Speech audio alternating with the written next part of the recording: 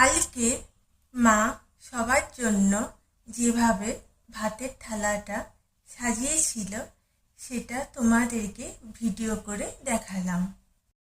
প্রথমে ভাত, 5 রকম ভাজা, আলু ভাজা, কুমড়ো ভাজা, গাজর ভাজা, পটল ভাজা, ঢেঁড়স ভাজা থালাতে দিল।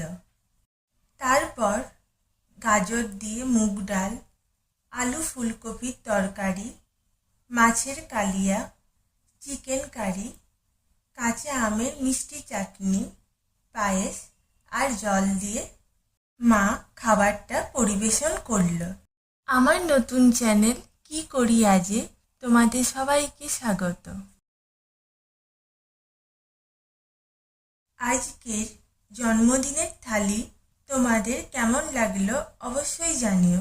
Thank you for watching.